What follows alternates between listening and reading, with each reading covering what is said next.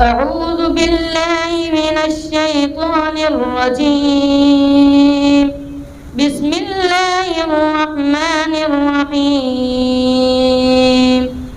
فإن آمنوا بمثل ما آمنتم به فقد اهتدوا وإن تولوا فإنما هم في شقاق فسيكفيكهم الله وهو السميع العليم. صبغة الله ومن أحسن من الله صبغة ونحن له عابدون. قل أتحاجوننا في الله وهو ربنا وربكم ولنا أعمالنا ولكم أعمالكم ونحن له مخلصون. أم تقولون إن إبراهيم وإسماعيل وإسحاق ويعقوب والأسباط كانوا هودا أو نصارى قل أأنتم أعلم أم الله ومن أظلم ممن كتم شهادة عنده من الله وما الله بغافل عما تعملون.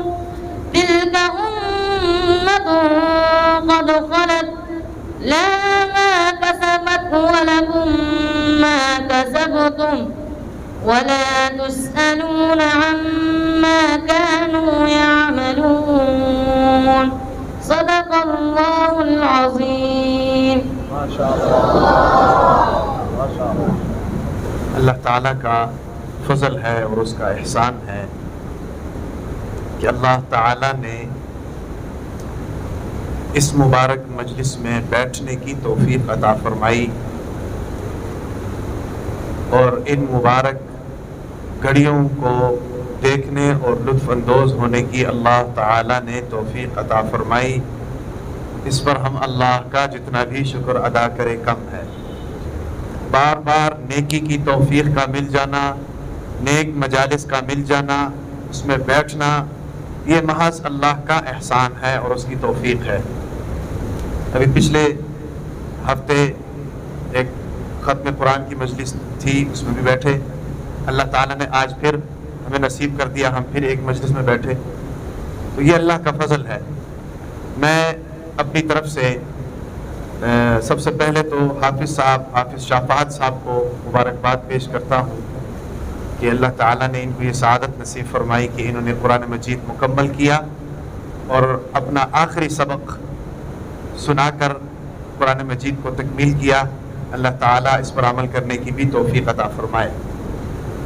آپ سب نے اس چیز کو نوٹ کیا ہوگا، جب یہ قرآن پڑھ رہے تھے تو کتنا لطف آ رہا تھا۔ اس قرآن پڑھنے کے پیچھے اور اس خوبصورت انداز میں اس کو پڑھنے کے پیچھے اس کے اساتذہ اکرام کی محنت ہے۔ سمجھ آ رہی ہے؟ بغیر محنت کے کوئی اس نہج پر نہیں پہنچ سکتا۔ اس کی اپنی صلاحیتیں بھی ہیں، لیکن ان کی صلاحیتوں کو اجاگر کرنے میں ان کے اساتذہ اکرام کی محنت ہے، اس مدرسے کی محنت ہے کہ اللہ تعالیٰ نے یہ محنت ہم سے لی اور اس کو حفظ کرنے کی سعادت نصیب فرما دی۔ تو ان کو ہم مبارکباد پیش کرتے ہیں، اور پھر ان کے والد محترم تشریف لائے ہیں بھائی سمیع اللہ صاحب، ان کو بھی ہم مبارکباد پیش کرتے ہیں، اور پھر ان کے تایا ابو، ان کے چچا مولانا شہزاد کریم صاحب میرے بردر اللہ، وہ بھی تشریف لائے ہوئے ہیں، اور ان کو بھی میں دل کی گہرائیوں سے مبارکباد پیش کرتا ہوں، اور جملہ اساتذہ اکرام جتنے بھی ہیں سب کو مبارکباد پیش کرتا ہوں، اور ان کے جو ساتھی ہیں طلبہ اکرام جو شب و روز ان کے ساتھ رہتے ہیں ان کو بھی میں مبارکباد پیش کرتا ہوں۔ انسان جب محنت کرتا ہے تو اللہ تعالیٰ اس کی محنت کا پھل اس کو دے دیتے ہیں۔ یہ نہیں ہو سکتا ہے کہ دنیا میں ایک انسان محنت کرے اور اس کو اس کا پھل نہ ملے، یہ نہیں ہو سکتا ہے۔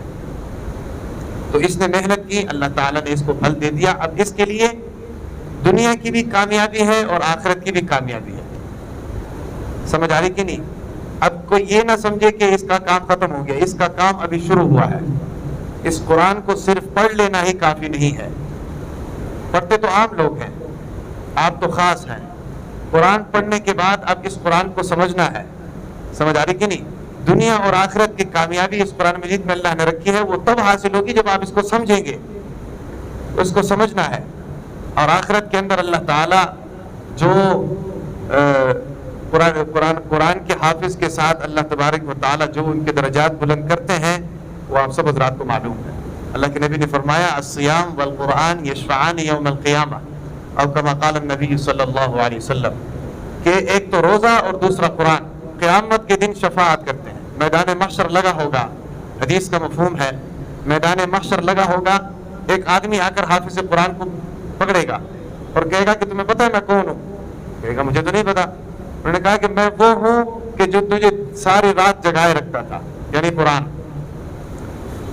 پھر وہ اس کو لے کر اللہ تعالیٰ کی عدالت میں جائے گا اور اللہ کو کہے گا یا اللہ یہ وہ شخص ہے کہ جس نے سارا دن اور ساری رات مجھے سینے سے لگائے رکھا. دنیا میں اس نے مجھے نہیں چھوڑا ہے اور آخرت میں میں اسے نہیں چھوڑوں گا اور اس کو لے کر جنت میں جاؤں گا. یا اللہ اس کو مزین فرما دیجئے. تو اللہ تعالیٰ قرآن مجید کے حافظ کو تاج پہنائیں گے. ان کے والدین کو تو پہنائیں گے ہی، اور پھر ان کے اساتذہ کرام کو تو پہنائیں گے ہی. خود حافظ قرآن کو تاج پہنایا جائے گا. پھر قرآن کہے گا یا اللہ اس کو مزید مزین کر دیجئے. تو اس پر پھر اللہ تعالیٰ ایک خوبصورت لباس حافظ قرآن کو زیبتن کیا جائے گا. پھر قرآن مجید کہے گا کہ یا اللہ اب آپ اس سے راضی ہو جائیے. تو اللہ تعالیٰ اعلان کریں گے، حافظ سے کہیں گے کہ حافظ صاحب جس طرح آپ دنیا میں قرآن کو پڑھتے تھے اسی طریقے سے قرآن کو پڑھتے جائیں اور جنت کے درجات پر چڑھتے جائیں. جہاں قرآن کی تکمیل ہوگی وہ سارے درجات آپ کے ہیں. سمجھ آ رہی کہ نہیں؟ تو اس لیے یہ ہے کہ یہ فضائل اور یہ اللہ تبارک و تعالیٰ کی طرف سے انعامات انشاءاللہ آپ کو ملیں گے. دنیا میں بھی اللہ تعالیٰ آپ کو کامیابی عطا فرمائیں گے اور قیامت کے دن بھی اللہ تعالیٰ آپ کو کامیابی عطا فرمائیں گے. اب مولانا شہزاد کریم صاحب تشریف لائے ہیں. میں ان سے بھی گزارش کروں گا طلبہ کرام کو نصیحت فرمائیں، 2-4 باتیں طلبہ کرام سے کریں. اس کے بعد اختتامی دعا بھی مولانا شہزاد کریم صاحب فرمائیں گے. اما بعد فاعوذ باللہ من الشیطان الرجیم بسم اللہ الرحمن الرحیم. هل يستوي الذين يعلمون والذين لا يعلمون انما يتذكر اولو الالباب.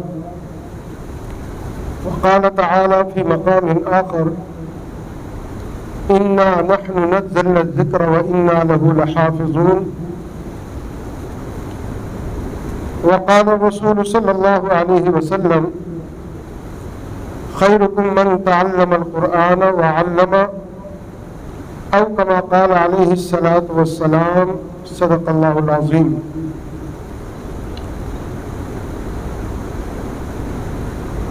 معزز علماء کرام، عزیز طلبہ اور محترم عزت مآب جناب صاحب عالم صاحب، قابل قدر محترم حضرت مولانا عبید الرحمن فیض صاحب، اور تمام اساتذہ کرام، خصوصاً ہمارے لیے قابل فخر انتہائی محنت کرنے والے استاد محترم حضرت مولانا قاری زاہد اللہ صاحب. میں آج اپنے بیٹے، اپنے بچے حافظ شاہ فہد کی اس ختم قرآن کی پرمسرت تقریب کے اندر آپ تمام احباب کی آمد پر آپ کا شکریہ ادا کرتا ہوں.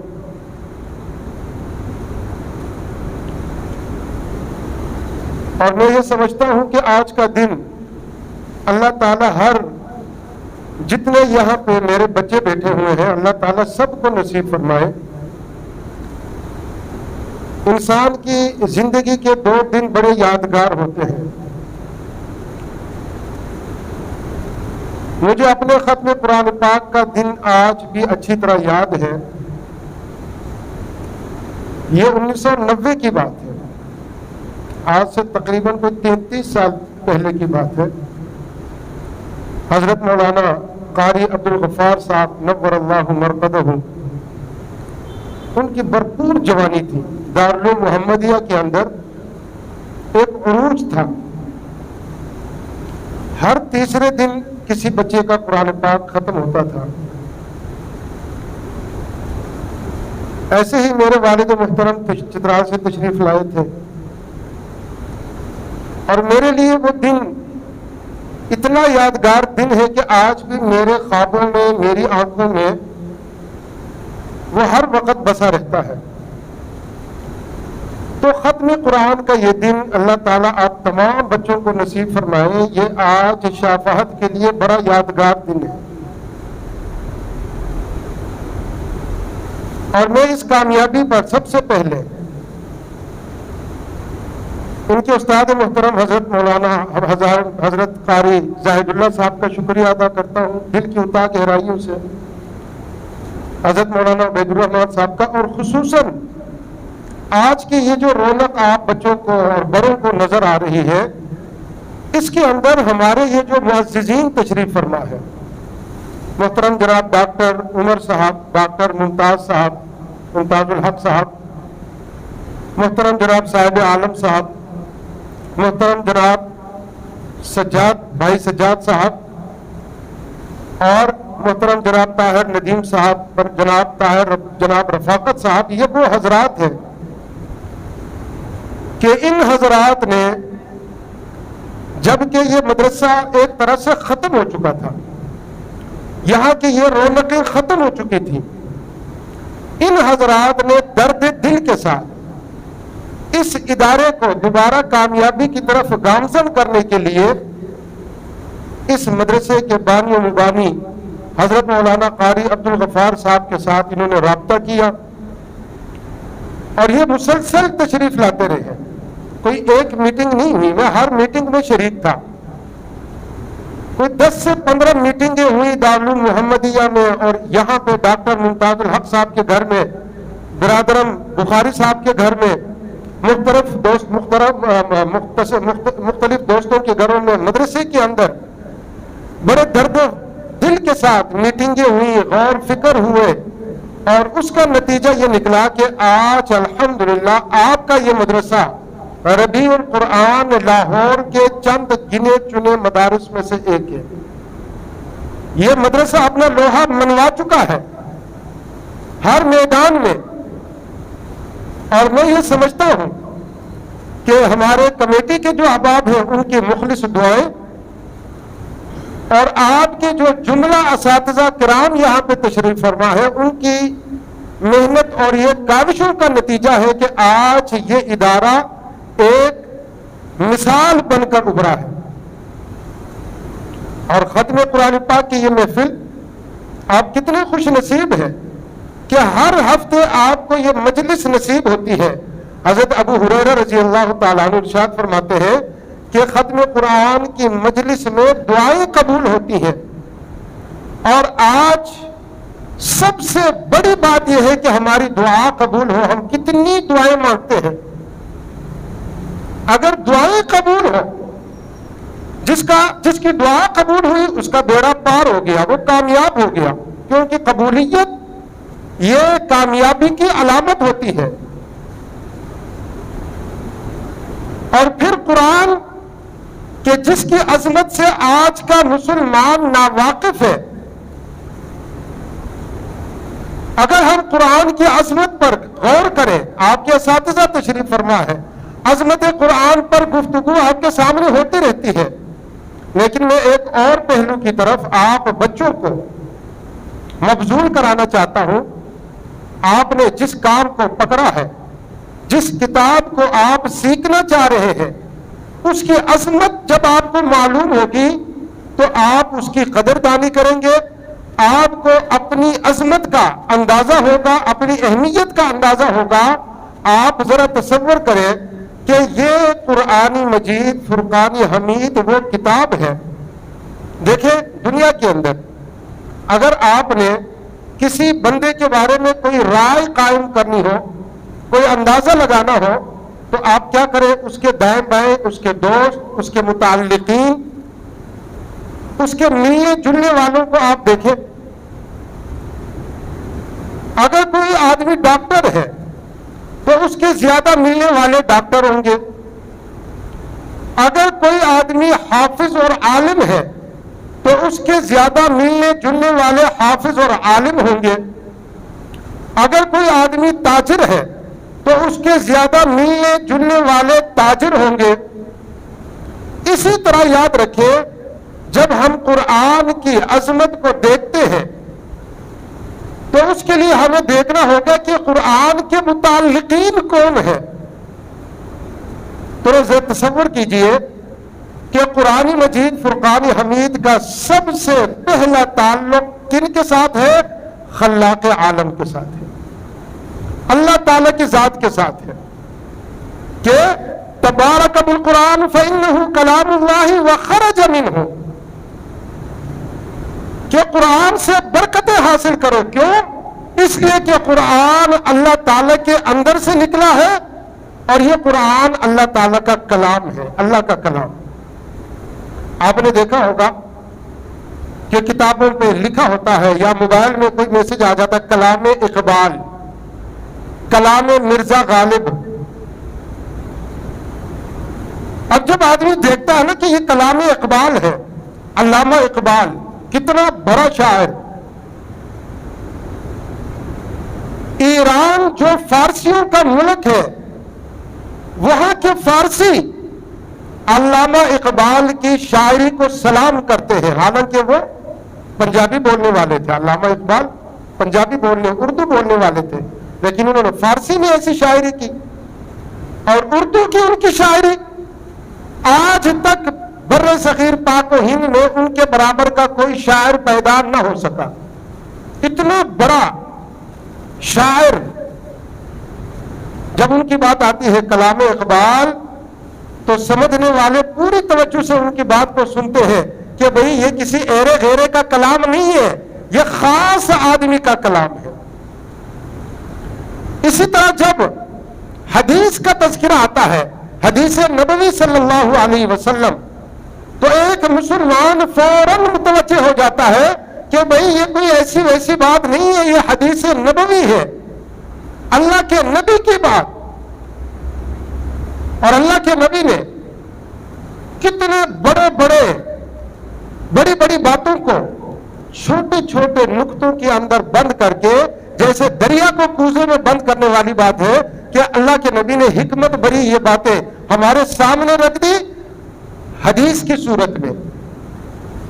تو ایسے ہی یاد رکھے کلام اللہ، اللہ تعالیٰ کا کلام، اللہ کے کلام کا تعلق اللہ کی ذات سے، اور اللہ تعالیٰ اس کائنات میں سب سے بڑے ہیں۔ اللہ اکبر، اکبر، اللہ سے بڑا کوئی نہیں ہے، اللہ سے بڑا کوئی، اللہ کا عرش اللہ سے چھوٹا، اللہ کی کرسی اللہ سے چھوٹی، اللہ کے آسمان اللہ سے چھوٹے، اللہ کی زمین اللہ سے چھوٹی، پوری کائنات کتنی بڑی، یہ پوری کائنات سب مل ملا کر بھی اللہ تعالیٰ کی ذات کے ذرے کے برابر بھی نہیں ہو سکتے، اتنی بڑی ذات ہے اللہ تعالیٰ کی۔ تو قرآن کی نسبت کن کے ساتھ ہے؟ اللہ تعالیٰ کے ساتھ، یہ ایک تعلق ہو گیا۔ جب ہم اللہ تعالیٰ کی عظمت کو دیکھتے ہیں تو ہمیں قرآن کی عظمت معلوم ہوتی ہے۔ نمبر 2، قرآن کہاں پہ لکھا ہوا ہے؟ کلام، یہ لوح محفوظ کے اندر قرآن پاک لکھا ہوا ہے، لوح محفوظ کے اندر یہ پورا قرآن پاک لکھا ہوا ہے۔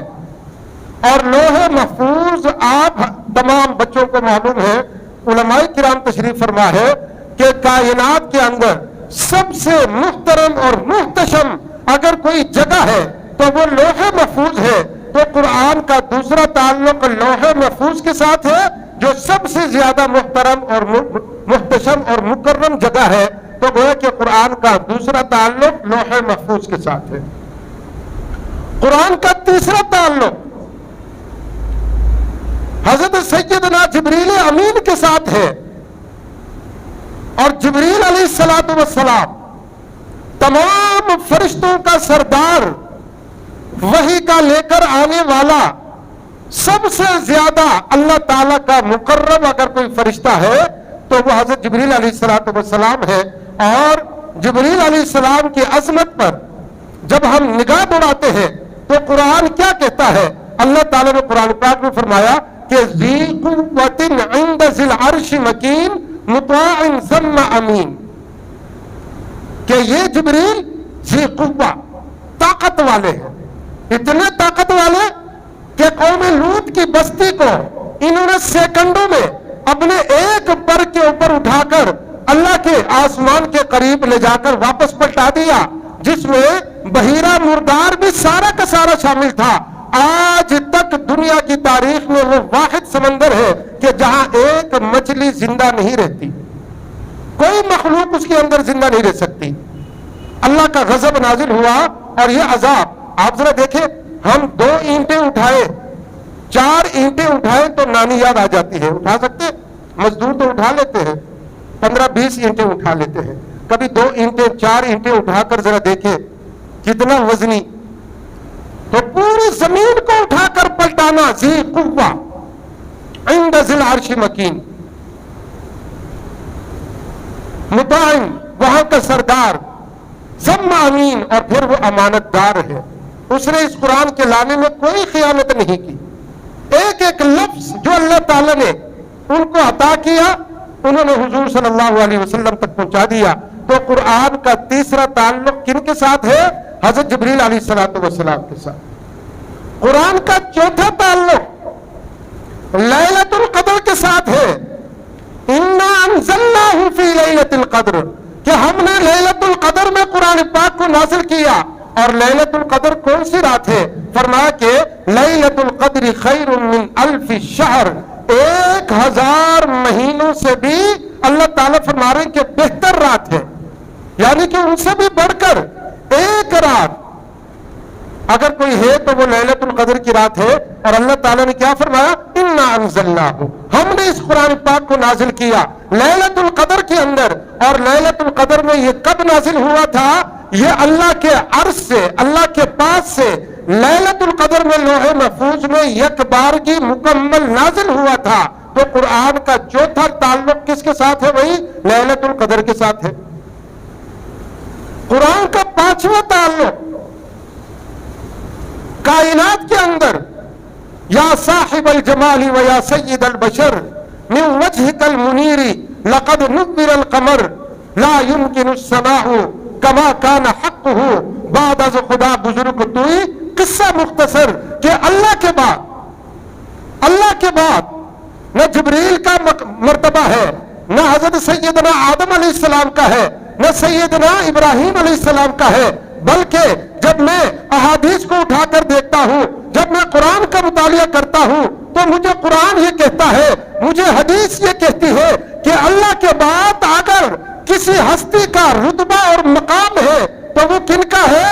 وہ صرف اور صرف میرے اور آپ کے آقا، میرے اور آپ کے محبوب سید الاولین والآخرین، آقائے دو جہاں، آقائے تاجدار مدینہ محمد عربی صلی اللہ علیہ وسلم کا رتبہ اور مقام ہے۔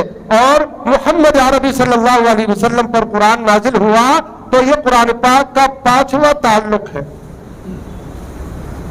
اور پھر قرآن پاک کا 6واں تعلق اگر ہم غور کریں تو قرآن کہاں پر نازل ہونا شروع ہوا؟ مکہ مکرمہ کی مقدس سرزمین پر اور مدینہ منورہ کی مقدس سرزمین پر اور حجاز مقدس کی مقدس سرزمین پر۔ چنانچہ قرآن پاک میں اللہ تعالی نے فرمایا کہ ان اول بیت وضع للناس للذی ببکۃ مبارکہ، وہ مکہ جو برکت والی جگہ ہے، جہاں ہر وقت اللہ تعالیٰ کی برکتیں اور رحمتیں اترتی ہیں، اس مکہ مکرمہ کے غار ہرا کے اندر اللہ تعالیٰ نے قرآن پاک کی پہلی وحی نازل کی، اقرأ بسم ربک الذی خلق خلق الانسان من علق اقرأ وربک الاکرم الذی علم بالقلم علم الانسان ما لم یعلم۔ یہ چھٹا تعلق ہے قرآن کا۔ ساتواں تعلق قرآن پاک کا، سب سے پہلے قرآن پاک کے حافظ کون تھے؟ صحابہ۔ اور صحابہ کے بارے میں قرآن کیا کہتا ہے کہ فَإِنْ آمَنُوا بِمِثْلِ مَا آمَنْتُمْ بِهِ فَقَدِ اهْتَدَوْا، کہ اگر تم صحابہ جیسا ایمان لاؤ گے تو پھر تمہیں اللہ تعالیٰ ہدایت عطا فرمائیں گے۔ اگر صحابہ جیسا ایمان نہیں لاؤ گے تو تمہیں ہدایت نہیں مل سکتی۔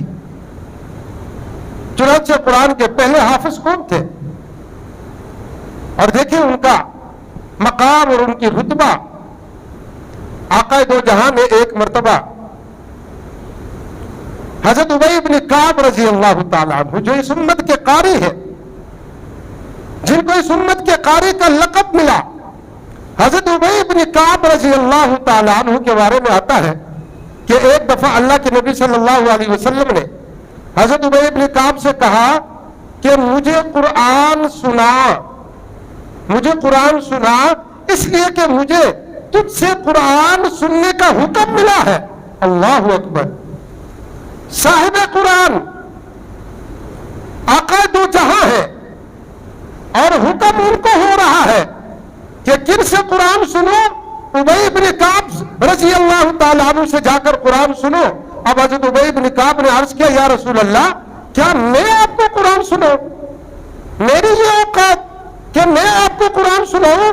اور جب اللہ کا نبی قرآن پڑھتے تھے تو یاد رکھے کہ کتنے صحابہ ہیں کہ جنہوں نے اللہ کے نبی سے قرآن سن کر ایمان قبول کیا۔ حضرت عثمان ابن مظعون رضی اللہ تعالیٰ عنہ اور اسی طرح متعدد صحابہ، انہوں نے صرف قرآن سنا اور سن کر، حضرت عبداللہ ابن مبارک رضی اللہ تعالیٰ عنہ، متعدد صحابہ، انہوں نے آپ کا قرآن پاک پڑھنا سن کر ایمان قبول کیا۔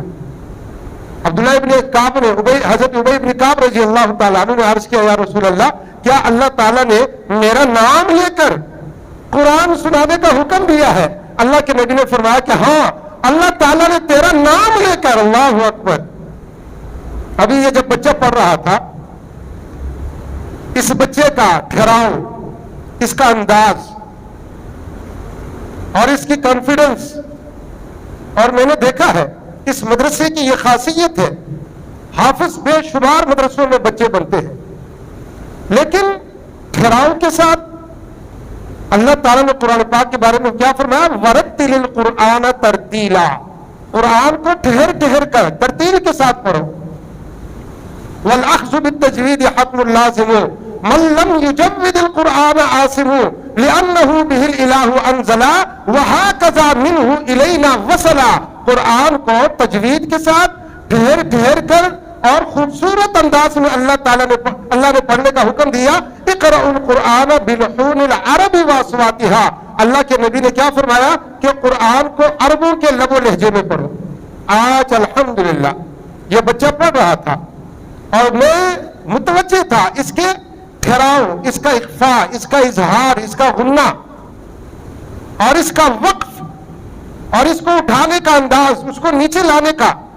اور یقیناً یہ ان کے اساتذہ کی، حضرت مولانا عبید الرحمان فیض صاحب کی محنت ہے کہ ہمارے بچے نہ صرف یہ کہ قرآن کے حافظ ہیں بلکہ ترتیل کے ساتھ قرآن کے حافظ ہیں۔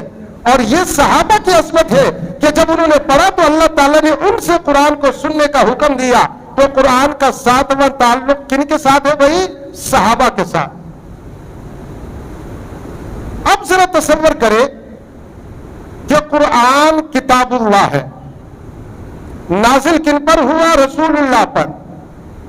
قرآن پاک کو سب سے پہلے پڑھنے والے کون تھے؟ صحابہ رضی اللہ۔ اور قرآن کی تعلیم سب سے پہلے مسجد نبوی کے اندر ہوئی، اور مسجد نبوی کیا ہے؟ بیت اللہ ہے۔ اور کرم کرنے والے اس امت پر اللہ تعالیٰ کی ذات ہے۔ لہذا میں قرآن کی عظمت کے حوالے سے اس سے لمبی بات نہیں کرنا چاہ رہا۔ میں نے آپ کے سامنے قرآن پاک کے 7 متعلقین کا تذکرہ کیا، کہ قرآن کا پہلا تعلق اللہ کے ساتھ ہے، دوسرا تعلق قرآن پاک کا لوح محفوظ کے ساتھ ہے، تیسرا تعلق قرآن پاک کا حضرت جبریل علیہ السلام کے ساتھ ہے، چوتھا تعلق قرآن پاک کا لیلۃ القدر کے ساتھ ہے، پانچواں تعلق قرآن پاک کا محمد عربی صلی اللہ علیہ وسلم کے ساتھ ہے، چھٹا تعلق قرآن پاک کا مکے کی پاک سرزمین کے ساتھ ہے، اور ساتواں تعلق قرآن پاک کا صحابہ کرام کی معزز جماعت کے ساتھ ہے۔ لہذا جب ہم ان 7 متعلقین پر نگاہ دوڑاتے ہیں تو ہمارا دل گواہی دیتا ہے کہ قرآن سے بڑھ کر کوئی بھی اس دنیا کے اندر معزز نہیں ہو سکتا، اور جب قرآن معزز ہے تو قرآن کا حافظ معزز ہے، جب قرآن معزز ہے قرآن کا مدرسہ معزز ہے، جب قرآن معزز ہے قرآن کا پڑھانے والا استاد معزز ہے، جب قرآن معزز ہے تو قرآن کا وہ ادارہ جہاں پہ بچے پڑھتے ہیں وہ ادارہ معزز ہے۔ اور پھر اگر ہم عام نگاہ دوڑائیں تو قرآن سے تعلق رکھنے والا ہر شخص، ہر آدمی جو ہے وہ اللہ تعالیٰ کے ہاں محترم ہے۔ اللہ تعالیٰ ہم سب کو اس اللہ کے پاک کلام کو اپنے سینوں میں محفوظ کر کے اس کی عظمت کو سمجھ کر اس پر عمل کرنے کی توفیق عطا فرمائے۔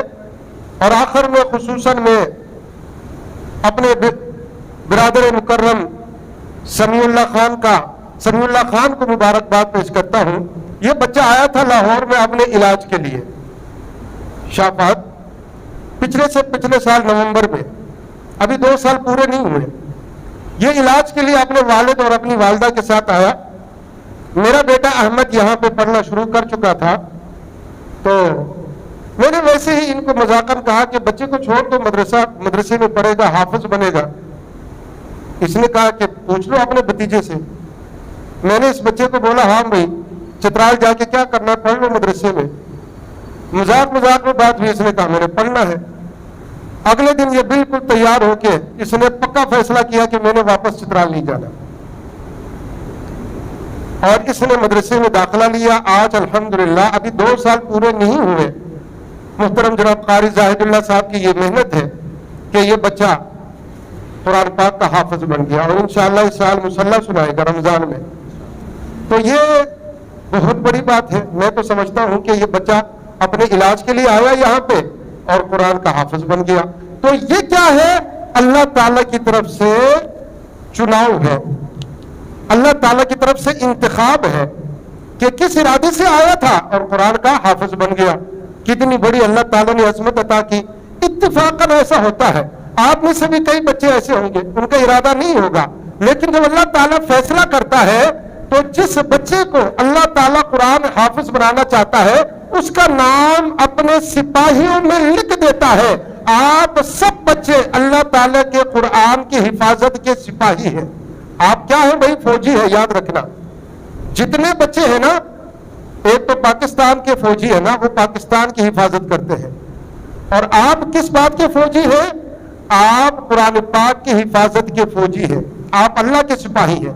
ہر بچہ اللہ کا سپاہی ہے جو قرآن پڑھنے کے لیے اپنے گھر سے نکلتا ہے، فرشتے اس کی حفاظت کرتے ہیں۔ تو اپنے مقام کو دیکھو، یہاں پہ اگر کوئی فوجی آئے نا وردی پہن کر تو سب اس کو دیکھ کر ڈرتے ہیں، سب اسے خوف کھاتے، بھائی فوجی ہے۔ اگر کوئی بڑا ہو، کرنیل ہو، جرنیل ہو، ہمارے علاقے میں ایک کرنیل ہے، وہ میجر ہے، میجر شریف صاحب، ادھر بڑے بڑے بدماش، لیکن جب ان کے پاس آتے ہیں تو سب سر چکاتے ہیں۔ 82 سال ان کی عمر ہے، آج بھی ان کا روپ اور دبدبا۔ فوجی ہے نا، فوجی۔ کل بھی مجھے کہہ رہا تھا کہ بھئی میں فوجی ہوں، اس کو بھی بڑا غرور ہے میں فوجی ہوں۔ تو آپ بھی فوجی ہیں، لیکن اللہ کے قرآن کے فوجی۔ آپ اپنی عظمت کو سمجھیں، قیامت کے دن دنیا کے یہ سارے فوجی، یہ میجر، یہ جرنیل، کرنیل، ان کی کوئی حیثیت نہیں ہوگی۔ قرآن کے دن، قیامت کے دن جرنیل بھی آپ ہوں گے، کرنیل بھی آپ ہوں گے، میجر بھی، بریگیڈیئر بھی آپ ہوں گے، ساری جنت آپ ہوگی۔ اور جب عرش کے میدان، حشر کے میدان میں اللہ تعالیٰ آپ کے ماں باپ کو بلا کر، حافظ شاہ فہد کے ماں اور باپ کو بلا کر، آپ میں سے ہر بچے کے ماں باپ کو بلا کر جب اللہ تعالیٰ تاج رکھیں گے سر پر کہ جس کی روشنی چاند کی، سورج کی روشنی سے بڑھ کر ہوگی، تو اس وقت لوگ پوچھیں گے بھئی یہ کون لوگ ہیں، ان کو یہ رتبہ کیوں ملا؟ تو پھر کہا جائے گا کہ انہوں نے اپنے بچے کو قرآن کا حافظ بنایا تھا، اس لیے آج اللہ تعالیٰ نے ان کو یہ رتبہ عطا کیا۔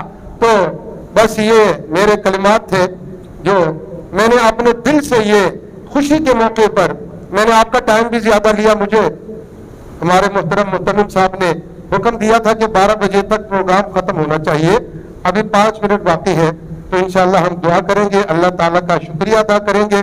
اور میں آخر میں پھر یہ جتنے بھی اساتذہ یہاں پہ تشریف لائے اور محترم جناب صاحب عالم صاحب کا شکریہ ادا کرتا ہوں کہ انہوں نے یہاں پر اس محفل میں شرکت کر کے ہماری محفل کو رونق بخشی ہے، اور جتنے مہمانان گرامی تشریف لائے ہیں میں ان تمام کا پھر دل کی عطا گہرائیوں سے شکریہ ادا کرتا ہوں۔